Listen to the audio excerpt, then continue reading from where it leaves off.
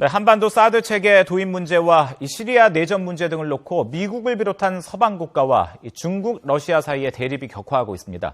이 때문에 세계가 점차 신냉전 시대에 접어들었다는 주장까지 나오고 있는데요. 이 긴장이 고조되고 있는 현 국제 정세 좀 더 자세히 알아보도록 하겠습니다. 국제부 연결됐습니다. 전준영 기자. 네, 국제부입니다.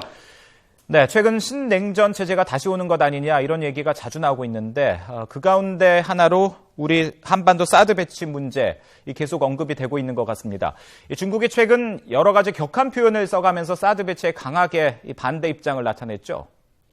최근 한반도 정세를 둘러싼 미국과 중국 간 갈등이 급격하게 고조되고 있습니다.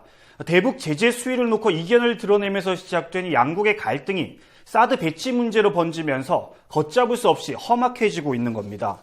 왕이 중국 외교부장은 최근 항우와 유방에 대한 고사까지 인용하면서 한국과 미국의 사드 체계 도입 논의에 강한 반대 입장을 표시했습니다. 먼저 직접 들어보시겠습니다.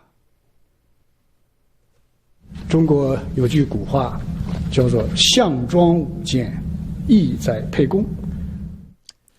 왕이 부장의 이 말은 항우가 유방을 불러 연회를 연 뒤에 부하들에게 칼춤을 추게 해서 유방을 살해하려 했던 데서 비롯된 고사성어인데 음모나 모략을 뜻합니다. 고대 중국에서 나란히 천하의 패권을 다퉜던 항우를 미국에 비유하고 유방을 중국에 빗댄 뒤 미국이 중국을 겨냥하고 있다고 노골적으로 비판한 겁니다. 왕 부장은 또 삼국시대 위나라 대신 사마이의 둘째 아들 사마소가 국가 권력을 농단하며 황제 자리를 넘본 데서 유래한 고사도 인용을 했습니다. 이 사마소지심 노인계지, 즉 사마소의 마음은 길 가는 사람이라면 누구나 다 알고 있다는 뜻으로 역시 흑심을 뜻하는 표현입니다. 중국의 주요 관영 매체나 학자들도 격앙된 반응을 보였습니다. 관영 인민일보 자배지 황구시보는 학자의 말을 인용해서 한국의 사드 배치는 친구와 함께 밥을 먹으면서 식탁 아래에 기관총을 놔두는 격이라고 비난했습니다. 또 한국의 사드가 일본의 미사일 방어 체계 MD와 연결돼 작은 나토가 결성될 것이라고 전망하기도 했습니다. 네, 사드 배치 문제보다 더 오랫동안 갈등 요인이 되고 있는 문제죠. 시리아 내전 문제를 두고 미국과 러시아가 대립하고 있군요. 네, 최근 미국과 러시아 등 국제사회는 시리아에서 일주일 안에 휴전하기로 합의했습니다. 하지만 이런 합의가 실제로 이행될 수 있을지는 불투명한 상황입니다. 휴전 합의 이후에도 시리아 정부군은 반군에 대한 공세를 더욱 강화하고 있고 러시아도 시리아 정부군을 돕기 위해 반군 등에 대한 공습을 멈추지 않고 있습니다. 그러자 터키와 사우디아라비아 등 주변국도 다시 군사행동에 나섰습니다. 터키군은 시리아 북부에 있는 쿠르드족 밀집 지역에 포격을 가했고 사우디는 터키 공군기지에 전투기 편대를 배치했습니다. 특히 사우디는 정치적 협상이 실패하면 무력으로라도 시리아 정권을 퇴진시키겠다고 압박하고 나섰습니다. 최근 버락 오바마 미국 대통령과 블라디미르 푸틴 러시아 대통령이 전화통화로 시리아 사태 해결 방안을 논의했지만 여전히 시각차를 드러냈습니다. 미국은 러시아의 용건 방문에 대한 공격을 중단하라고 촉구했지만 러시아는 미국이 테러 세력의 이중잣대를 가지고 있다고 반박했습니다. 이에 대해서 필립 해먼드 영국 외무장관은 러시아가 민간인 지역에 융단 폭격을 하고 있다고 비난하면서 시리아 내전은 푸틴 전화 한 통이면 끝날 것이라고 비꼬기도 했습니다.